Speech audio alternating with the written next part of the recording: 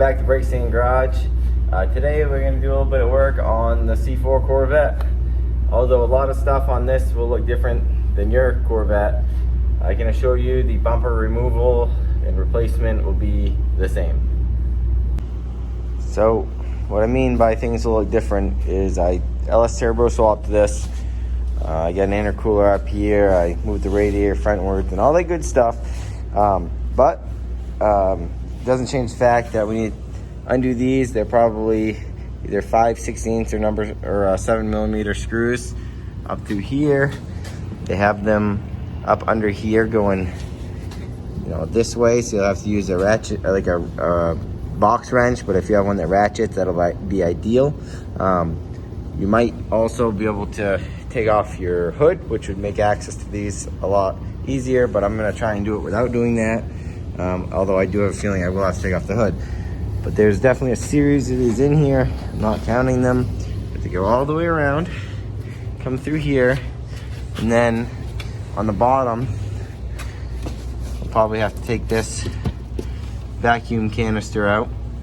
And then there's nuts on the top of here and screws on the bottom, and you have to take them out. I believe that they were Torx bits, but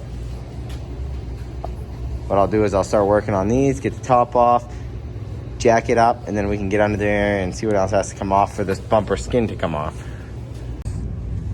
All right, just want to show you when you take off these 10mm screws that are in here, this thing comes out. I guess I've got to pull this one out.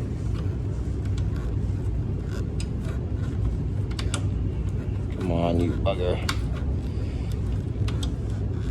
Okay, see how this comes out, so you want to be careful you don't scratch your paint on your hood if you left your hood on. I still got these ones to take off. Looks like there are 1, 2, 3, 4, 5, 6 per side. Alright, so I got all those out. I'm going to lift this aluminum piece out, so be careful that you don't scratch your hood. But now that I've gotten this far, guys, I don't see why you wouldn't go ahead and remove the hood, especially when you put the new one back on. You clip it in, make sure everything's lined up when you put the screws in. It might just be a lot easier and save you some hassle. Alright, next things that we're going to want to do, I believe that all this is going to come off with the bumper, so you have to undo these, pull these out, all your lamps. I'm not sure if this whole bracket goes with the bumper, but I'm going to assume it does, and I'm going to get a screwdriver and pop this out.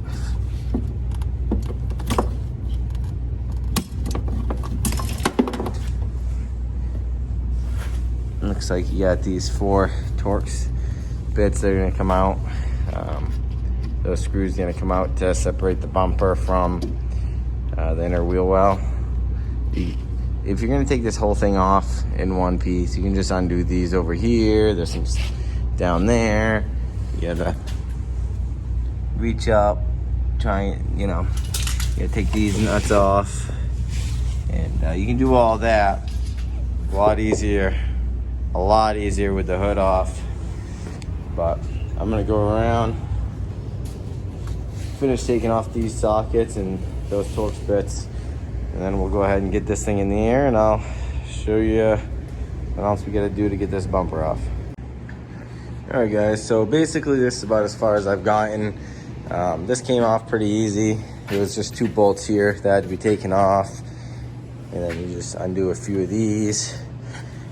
And really it just basically fell off. I had a buddy come over and help me take the hood off and whatnot. But looking at this, I'm like, I'm starting to kind of remember how much work it was to, do all this. So it's a little nerve-wracking, especially since I'm probably gonna take a lot of it off. I believe that the weight of this turbo on those manifolds or whatever crossover pipe, pulled the weight of the turbo pulled everything down over time, especially when it was getting hot. And this used to be actually pretty straight, and then went down up in, and this was never touching. So I guess I'm definitely gonna have to redo that exhaust, so as to kind of, you know, doing the bumper kind of turn into a bigger project. But I'm gonna redo the exhaust. I think the turbo, I'm gonna try and like orient it maybe a little different, and possibly try and keep the turbo up a little bit higher, which is gonna cause some issues. But basically, I wanna be able to lean this radiator like the stock setup usually is, where the bottom is swung back towards the engine a little bit, and it'll help get some airflow up in front of this radiator, especially where I still want to put the intercooler here. So I'm gonna have to, you know, I'll cut this away and make that look a little better. Maybe I can fit a bigger intercooler in here. But yeah, I mean, I really want to move that turbo, just because I'm not gonna, you know, I'm not aiming for 1,000 horsepower, so I don't really need a 1,000 horsepower turbo taking up all this room. But then this pipe is 4-inch, and it goes down into there, and it's just so tight right here. And my fab skills obviously aren't very good, but I'm thinking if I did a smaller turbo that has like a 3-inch outlet, it would really take free up some room, and it wouldn't be so tight.